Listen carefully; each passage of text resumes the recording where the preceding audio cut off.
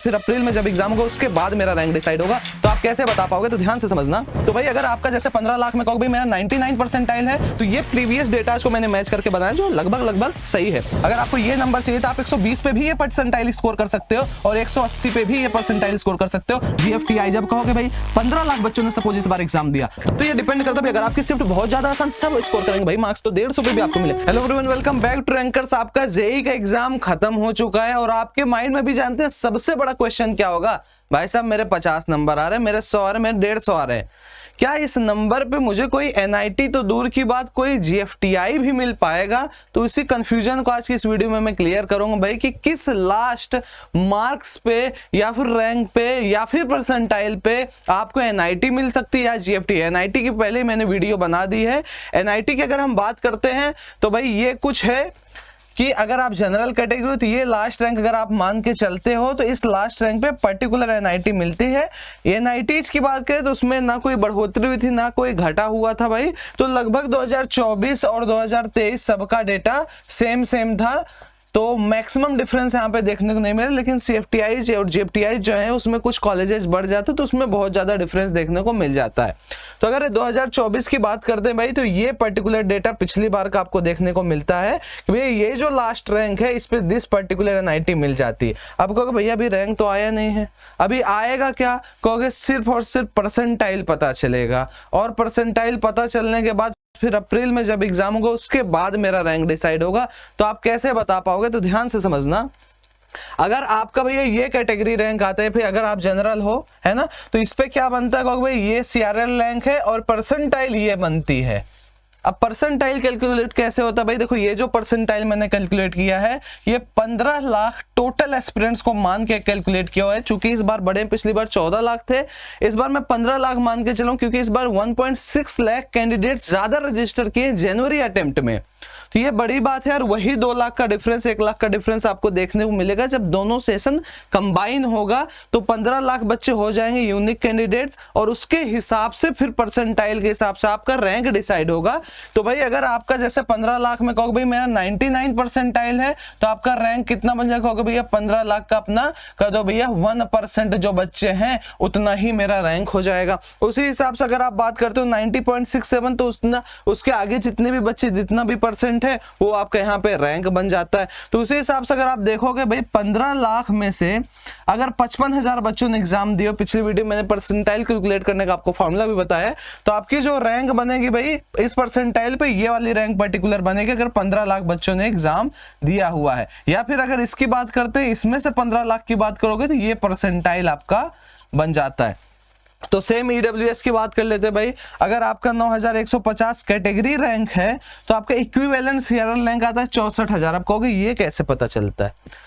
ये पता करने का भाई कोई ऐसा आइडेंटिफाइड मेथड नहीं है क्योंकि ये टोटली डिपेंड करता है कि भैया आपसे ऊपर कितने ईडब्ल्यूएस बच्चे आ चुके हैं, कितने ज्यादा ईडब्ल्यूएस बच्चों ने इनरोल किया हुआ है। तो ये प्रीवियस डेटा को मैंने मैच करके बनाया जो लगभग सही है। ओबीसी हो तो भाई 18,000 पे ये रैंक आपकी बनती है और एससी कैटेगरी रैंक इस पे ये बनती है क्योंकि जो भी जोसा की काउंसलिंग होती है जिसमें एनआईटी जो जीएफटीआई आपको मिलते हैं वो आपका कैटेगरी रैंक देखता है भाई।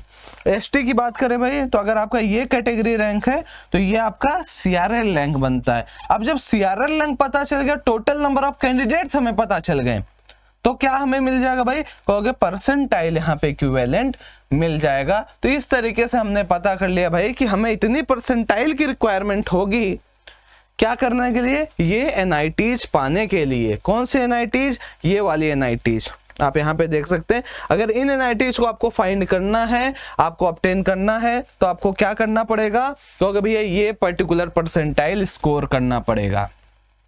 तो सबसे अच्छा मेथड तो यही था भाई कि ये बताया जाए कितना परसेंटाइल आप स्कोर कर लो, लेकिन अभी बच्चों को ये भी नहीं पता होता कि मेरा कितना परसेंटाइल आएगा क्योंकि अभी आपने कैलकुलेट क्या किया हुआ है, सिर्फ क्योंकि अभी हमने सिर्फ और सिर्फ कैलकुलेट किया हुआ है कि मेरे कितने मार्क्स आ रहे हैं 2024 के पहले अटेम्प्ट में। तो भाई देखो हर शिफ्ट की डिफिकल्टी अलग अलग होती है। बहुत लोग उसको गेस करते हैं ये पर्टिकुलर बहुत ज्यादा शिफ्ट डिफिकल्ट था, ये आसान था, वो आसान था।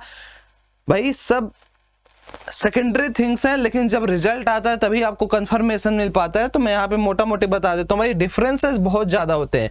जैसे पिछले साल की बात करें 27 के शिफ्ट 1 में और कोई एक शिफ्ट में बहुत ज्यादा डिफरेंस है। 99 220 पे भी बन रहा है, 99 160 मार्क्स पे भी पड़ रहा है।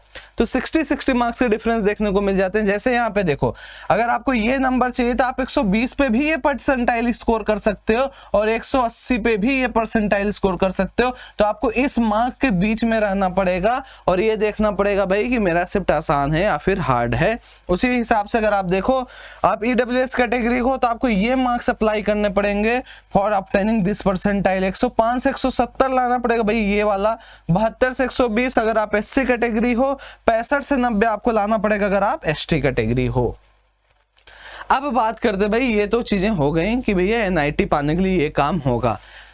भाई जो जीएफटीआई कॉलेजेस हैं वो जनरल को लास्ट, अगर हम 2024 के डेटा की एग्जैक्ट बात करें तो भाई कब मिला था, क्योंकि भाई अगर जनरल में किसी का भैया रैंक था 1,03,000 तो उसे सीएफटीआई मिला था, school of engineering Tezpur university Tezpur. ठीक है, तो इसमें ब्रांच कौन सा था, क्योंकि BTech in food engineering and technology.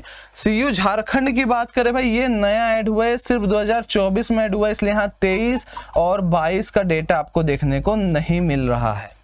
तो यहाँ पर रैंक भी भागा और बड़ा ही अजीबोगरीब, अभी मैं आगे आपको दिखाता हूँ। तो सीयू झारखंड की अगर हम बात करें भाई, 1,11,000 रैंक तक भी आपको यहाँ पे मिल जाएगा।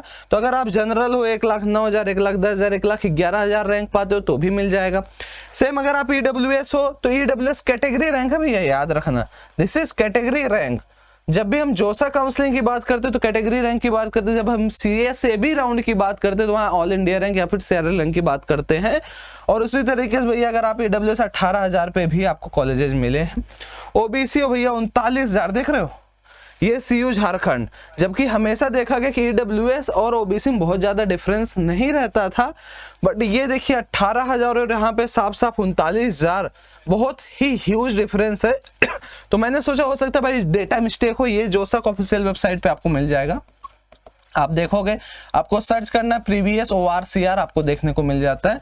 तो मैं सोचा भाई कि हो सकता है ओबीसी वालों में गलती की हो और भी इसके ऊपर कॉलेजेस देखते और कितने ऊपर रैंक तक मिल रहा है। तो भैया यहाँ देखिए 35,000 रैंक पे भी कौन सा कॉलेज मिला है, ये CSVTU भिलाई करके मिला हुआ है। तो मतलब ओबीसी हो तो 39,000 35,000 अगर आपका रैंक है देन यू आर सेफ कि आपको एक जीएफटीआई मिल जाएगा दिस पर्टिकुलर ब्रांच। तो ये काफी ज्यादा ह्यूज डिफरेंस है ईडब्ल्यूएस और ओबीसी में, बहुत ज्यादा डिफरेंस है। एससी कैटेगरी भाई 15,000 कैटेगरी रैंक है, देन आप आराम से पा सकते हो ये कॉलेजेस। अगर आप एसटी हो तो आपको ये इस 8,000 रैंक पे ये चीजें मिल सकती है। अब थोड़ा सा और एनालिसिस करते हैं क्योंकि ये अभी आपके काम करने, क्योंकि आपको अभी रैंक पता नहीं और वो पता होगा अप्रैल में सेकंड शिफ्ट के बाद।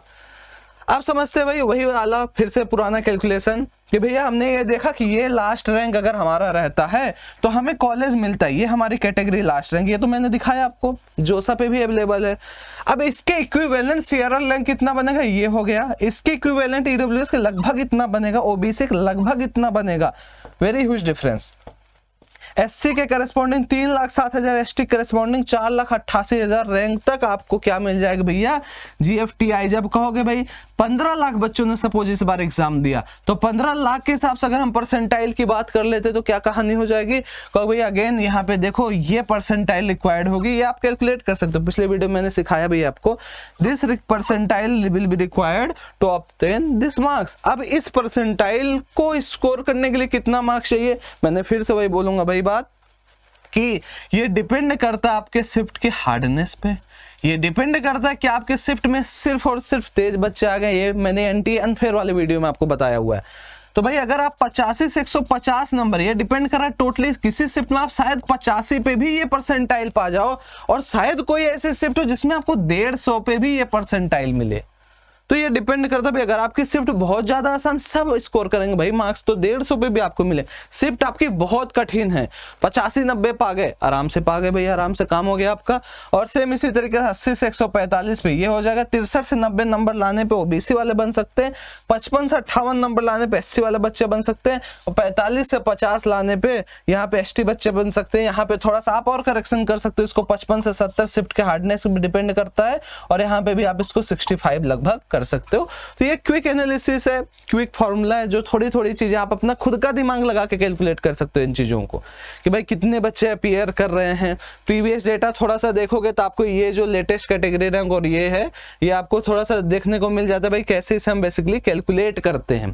तो ये सारी चीजें आप आराम से देख सकते हो। तो ये था भाई कि कितने लास्ट मार्क्स पे हम GFTIs और NITs में एडमिशन ले सकते हैं। अगर आपको इस वीडियो में कोई और भी क्वेरी है, लगता है भैया मेरा इतना परसेंट है, इतना मार्क्स है, तो आप कमेंट करो, मैं आपको जवाब दूंगा।